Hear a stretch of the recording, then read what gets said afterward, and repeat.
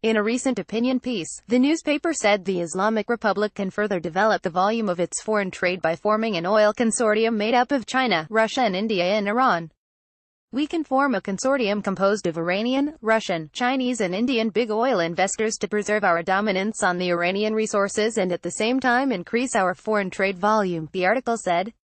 The paper went on to say that today Asia has the final say in most economic issues, and is the most thriving market in the world. Over the past 100 years, Iran has never faced animosity by any Asian state.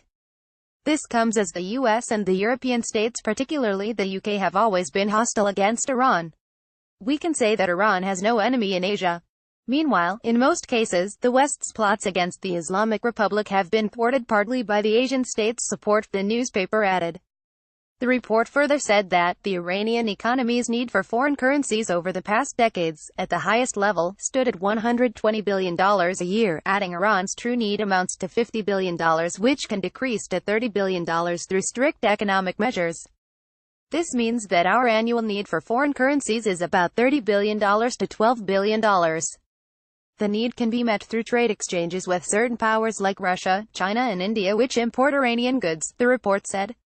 The volume of China's trade with Iran is almost $20 billion, and the country is currently the first trade partner of the Islamic Republic, the report added. India and Iran are linked together through deep cultural and civilizational commonalities. Russia has also developed a strategic partnership with Iran over the past years, and this means that there is an appropriate ground for establishing a deep trade coalition between Iran and Russia and the Asian powers. The conservative newspaper then criticized the Iranian government's "Look West" policy and said the government pushed out big Chinese investors in oil and gas fields and paved the way for Western firms like the French Total company. The arrival of the Western companies in Iran came despite our earlier bad experiences, because we knew that the Western companies usually violate their committees.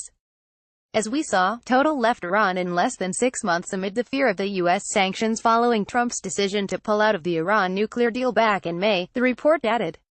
According to KN, today the Chinese firms are completely prepared to invest again in Iran's oil and gas fields and export up to 1 million barrels per day despite the U.S. sanctions. This means the era of Iran's vulnerability to the U.S. sanctions will come to an end if we prepare the grounds for their investments.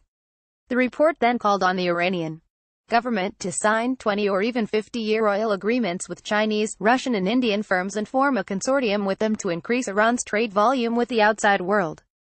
The paper concluded that Russian ruble and Indian rupee can serve as reliable currencies among the consortium members and may increase the value of the Iranian rial, which has been declining over the past months due to back-to-back shocks in Iran's markets.